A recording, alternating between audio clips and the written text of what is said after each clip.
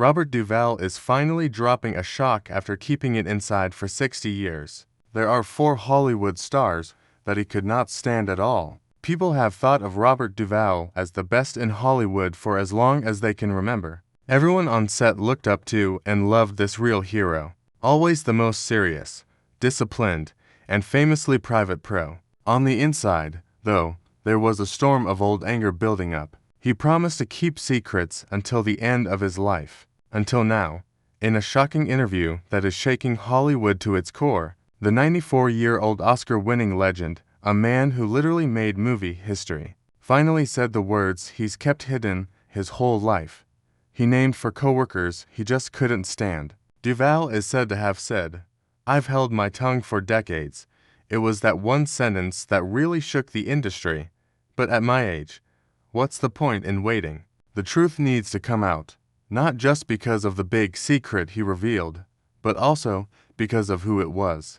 We are talking about Robert Duvall, who everyone thought was the last real gentleman in Hollywood. The one star who never seemed to have a bad word to say about anyone finally lost it after 50 years. That these fights were so bad and deep-seated that they were still hurting him in his 90s shows how bad they were. Now, people inside the company are saying that this wasn't just some small beginning drama. No, these fights were so explosive that they changed movies in huge ways, twisted famous performances, and in some shocking cases, they even changed the history of old movies we thought we knew and loved. Now that Duvall has finally broken his promise to stay quiet, everyone in Hollywood is on the edge of their seats. Who are these 4 people? What horrible things have been going on behind the fake smiles and glitz of those famous movie sets?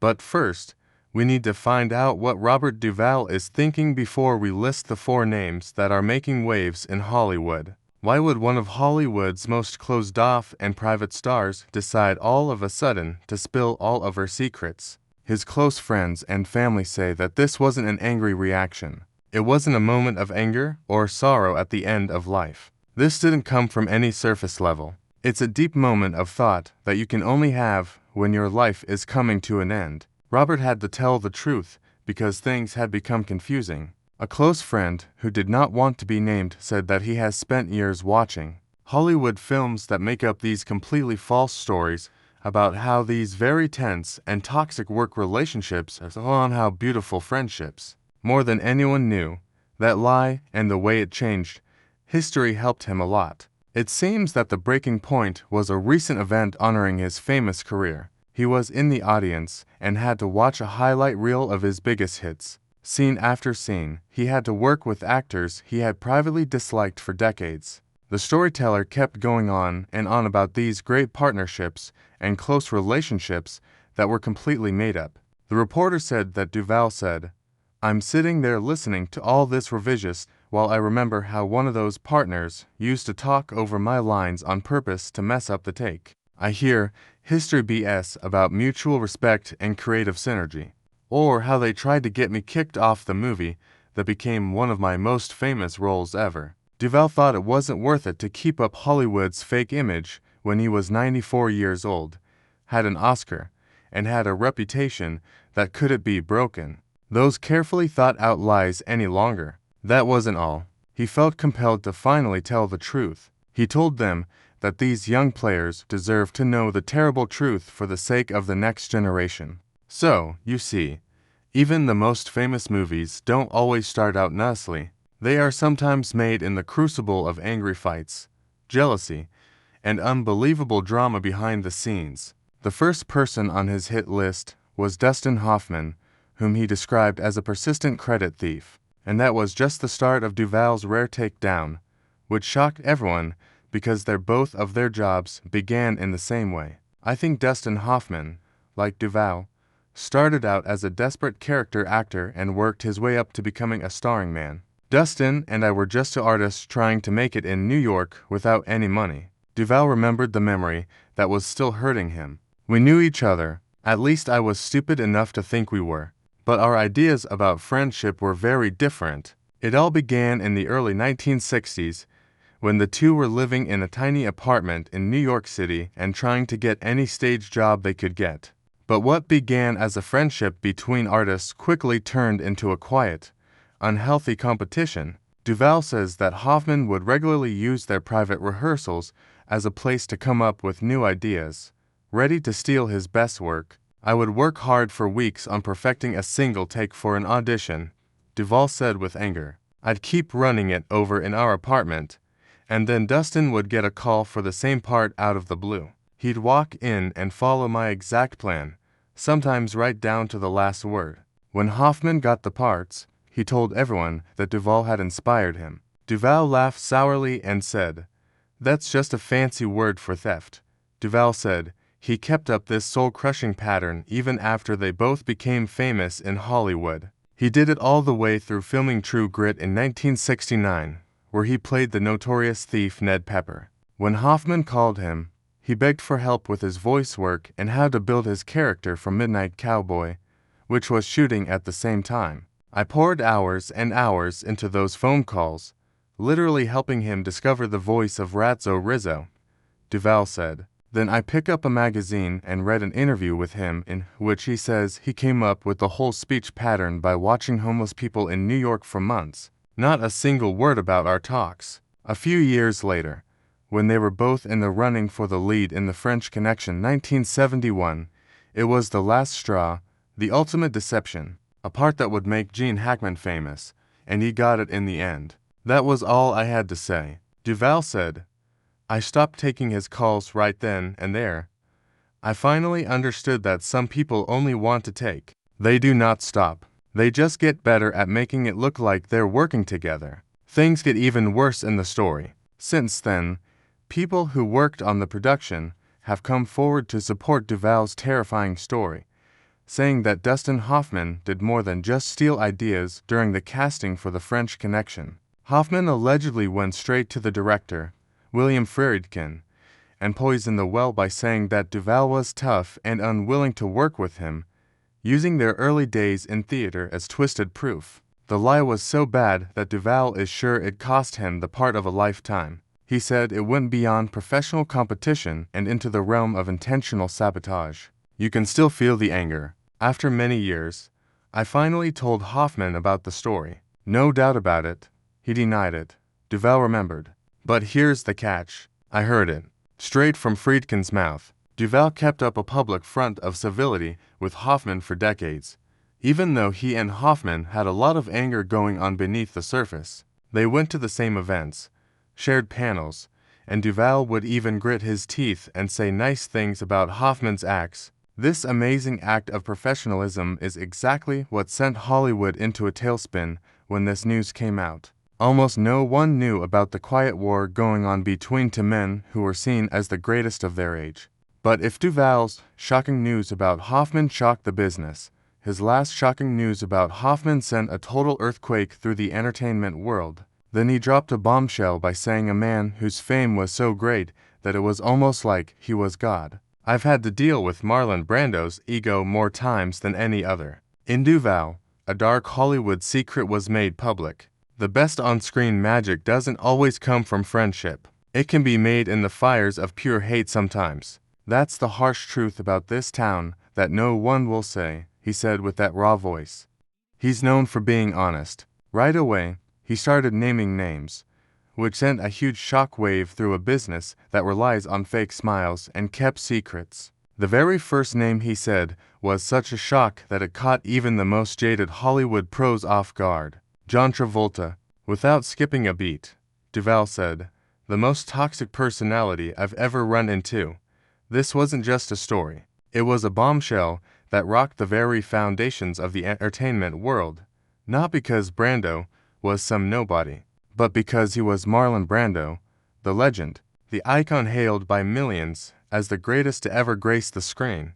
Duvall wasn't going to pretend Brando wasn't great. He was very smart. He agreed that there was no doubt at all. I have worked in this field for a long time and have never met someone with a bigger ego than that genius. Someone who would really burn down a whole movie. To make a point, to use a figure of speech, their epic showdown happened in the middle of the chaos of shooting the chase. This happened in 1966 on a movie that most people have forgotten about. which is crazy when you see that Marlon Brando, Robert Duvall, Jane Fonda, and Robert Redford were all in it. But what the viewers never saw was the dark psychological warfare that started as soon as the cameras stopped running. A war that would leave Duvall scarred and change everything he knows about what it means to be an actor and a professional in this town. In order to keep things interesting, Brando would give a totally different act in each take. Duvall was caught. A plan moved to make it impossible to change the movie. He would ruin the other players' scenes on purpose if he didn't like the director. This way, their best lines would never be used. He was so rude to say that it was to protect the performance's dignity. I told it like it was. Simple professional mischief. It was very tense on set, and it all came to a head during one of Duvall's most critical rants. Other people knew that this was going to be his big moment in the movie. After a long time of quiet, people on set are finally ready to confirm. Brando started to attack. Every time Duvall tried to say his lines, he made these very small, almost undetectable noises just off camera. The sounds were so faint that only the sensitive boom mix could pick them up, which messed up every take. I had had enough after the 5th time he messed up my shot. Duvall could remember. I went right up to him. What came next wasn't just a scene between two characters. It was a very hard schooling for Duvall. It was a moment that showed how ugly Hollywood really is underneath its smooth surface. This was the first real fight. Brando's icy smile and Duvall's first lesson in how to be truly mean. It was a scary little smile that he gave me, and he said, "Maybe if you were a better actor, it wouldn't be a problem." Duvall took a deep breath, the memory still hurting, and then he went on. That was his game. After putting you down, he would tell you it was your own damn fault. The most amazing thing about it all is how totally it destroys the story we've all been told for years. Duvall talked about Brando, a model for decades, praising him in interview after interview, even though he was hiding the bad things that happened between them. These two great actors would be in the same movie world again in The Godfather, which is considered a masterpiece. Crazy as it may seem, they never shared a single frame of film together. A choice about when to meet that seems less like a chance after hearing Duvall's side and more like a demand. Duvall said, "I learned more from watching Marlon than from anyone else. The most important lessons weren't about acting, though. I learned that you should never hurt another person. I found out that just because you're smart doesn't mean you can be ugly." It was this crazy mix of admiration and pure dislike. There was a lot of respect for Brando's amazing ability and disgust for his huge ego. And that alone makes sense of why Duvall didn't say anything for so long. But if the first news shocked Hollywood, the second name on Duvall's list would have really shocked anyone. The third person he named was James Caan, a man with such strong ambitions that he was actually bad. People in Hollywood were shocked when the second actor, Duvall, called out James K., who played his on-screen brother in The Godfather. Duvall's cool, calculating Tom Hagen is etched into movie history, and Caan's electric performance, the sassy Sonny Corleone, is too. They had great chemistry on screen, making what critics still call one of the most shockingly real brotherly dynamics ever put on film. Duvall said, "Jimmy and I made one of the most believable brother relationships in the history of movies. The crazy thing is that we did it while barely talking to each other when the cameras stopped. That's how you act." Duvall says that the icy cold stress began almost right away. From the very first day of rehearsals for The Godfather, both actors were vying for the lead role in that huge group. Caan was always pulling the wool over Duvall's eyes because Caan was so competitive. Duvall was known for his obsessive planning and quiet, intense professionalism. Duvall remembers that Jimmy was so competitive that it was just plain mean. He would go out of his way to steal the scene from everybody, especially me. Anytime I had a big line or a crucial moment, all of a sudden, he'd start fiddling with something or pull some over-the-top face.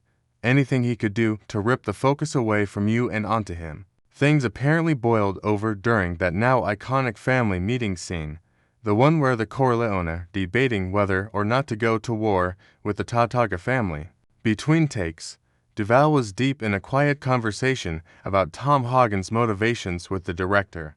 Francis Ford Coppola, when Khan just waltzes in with a smirk, throwing out some snide comment about overthinking the part of some glorified secretary. That was it. That was the exact moment I knew we would never ever be friends, Duvall said, his voice icy. Also, I made up my mind right then that Tom Hagen would keep a close eye on Sonny in every scene. It actually made the performance a million times better, because that's exactly what a real consigliere would do with a loose cannon like Sonny.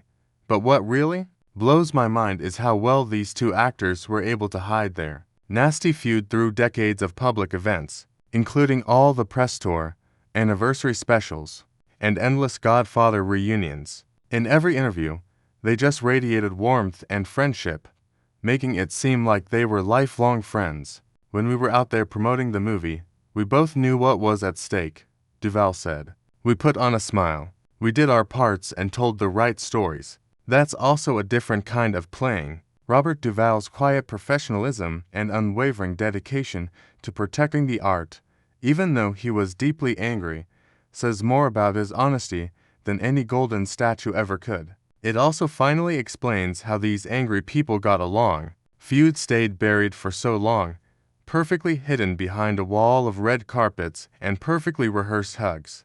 But here's the thing. While his wars with Brando and Kay were mostly about the work, Duvall's third bombshell was something else entirely. This one, he hinted, was deeply, painfully personal. The fourth name, Robert Redford, the phony behind the perfect golden boy facade.